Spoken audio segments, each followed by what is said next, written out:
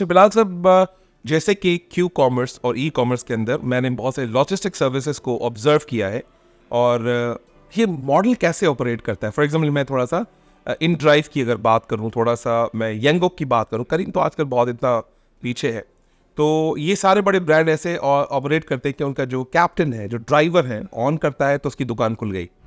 आपका जो delivery rap है, जो डिलीवरी का काम कर रहा है, क्या वो अपनी ऐप खोलेगा, समझ लो वो ऑन हो गया, या आपके फिक्स पेरोल पे होते हैं, या फिर आप क्या करते हैं, नंबर ऑफ डिलीवरी के जो लोग हैं आपके पास डेडिकेटेड है, और फिर जो शॉप्स है मार्केट में ऑलरेडी है, क्या वो जियो टैग्ड होती हैं, या फिर आपके पास ये है कि जो 5 किलोमीटर की रेडियस पे आएगा, जो भी दुकान है वहां से वो अपने हिसाब से परचेज करेगा और बाकी ला के दे देगा। How this model works?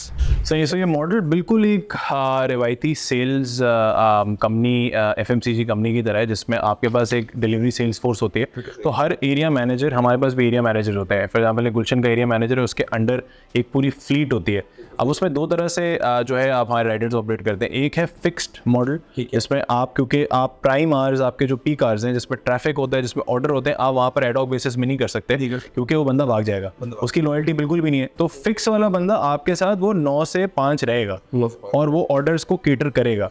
अच्छा, अब दूसरा कुछ मॉडल है। अच्छा, ऑर्डर आए ना आए तो उसकी जो तनख्वाह है वो आप देंगे। बेसिकली इस तरह से साइंस और डेटा हमने बिल्ड किया और एल्गोस बिल्ड किए हुए कि उसको ऑर्डर लगना है और वो ऐसे फारिग नहीं बैठा होता कि वो बैठ के बस फेसबुक कर रहे हो वगैरह उसने, और हम प्लस माइनस करते रहते हैं on the basis of data कि कितने में डिमांड है और हिसाब से हम सप्लाई अपनी बिल्ड करते रहते हैं। दूसरे कुछ जो राइडर्स हैं वो बेसिकली आपके एड हॉक बेसिस पे कि आपने लेट्स अज्यूम कि कोई कैंपेन कर लिया, अब आपको तो सैटरडे संडे इन्फ्लक्स बढ़ेगा, आपने 20% से अपनी फ्लीट बढ़ा दी, बट वो एड हॉक बेसिस में, और वो पूरे दिन के लिए नहीं होगा, 12 घंटे के लिए, वो मे बी आपने 4 घंटे के लिए वहाँ पर अपनी इन्वेंट्री बिल्ड कर दी सप्लाई की। देखो सो इन शॉर्ट आप फिक्स प्लस एड हॉक को दोनों के लिए चलते हैं। So it's a little different as compare to InDrive. अच्छा, जैसे एक ट्रेडिशनल मॉडल की बात है तो हम क्या करते हैं, जो दुकानें हैं वो जियो टैग होती हैं और उसी हिसाब से ऑर्डर बुकर वहाँ होता है।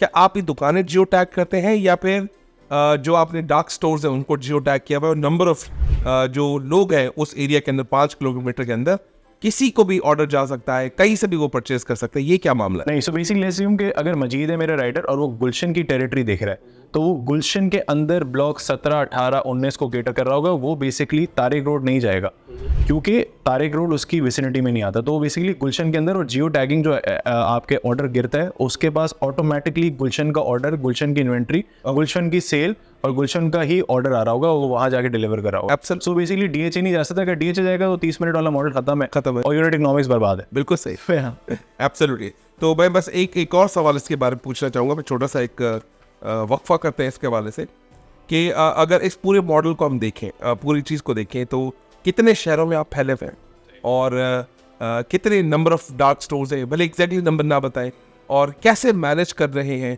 क्या आप प्लान कर रहे हैं वर्ल्ड वाइड काम करने का, या अभी पाकिस्तान में पेनिट्रेट ही करना चाहते हैं? हाँ, सो वर्ल्ड वाइड इंशाल्लाह बहुत जल्द, स्काई इज द लिमिट जी। तो अभी for now we are operational in Karachi, Lahore and Rawalpindi, by the way, in 3 cities across 20 dark stores, and the next 90-day plan is basically to expand Karachi, by the way, because Karachi में इतना potential है। वैसे तो census के मुताबिक कोई 3.5 करोड़ की आबादी, असली में लोग कहते हैं 5 करोड़ प्लस है, प्लस माइनस।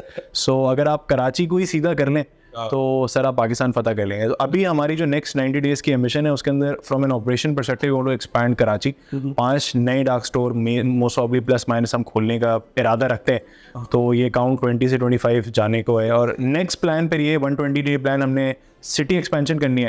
अब लॉन्गर रन में 1 साल के प्लान के अंदर। आजकल तो सर मुल्तान का हर जगह नारा है सर, मुल्तान है, फैसलाबाद है, हैदराबाद है, पेशावर है, ऐसे है। ये इतने बड़े खूबसूरत शहरों को आपने सर अभी क्या किया है, साइडलाइन किया है, या अभी आपकी स्ट्रैटेजी का पार्ट नहीं है, या आने वाले वक्तों में सोच रहे हैं? रजी भाई, basically we want focused first अपनी चीज़ें सीधी करना चाह रहे हैं, और सीधी करने में कराची, लाहौर, रावलपिंडी सीधा हो जाता है। उसके बाद ये Tier 2 cities which are also becoming urban centers as well. We cannot ignore, I guess Hyderabad comes in top 5 by the way, and Multan as well, very growing population. Yes. So it is in the next chapter, but in chapter 1 we want to focus more on Karachi, Lahore, Rawalpindi.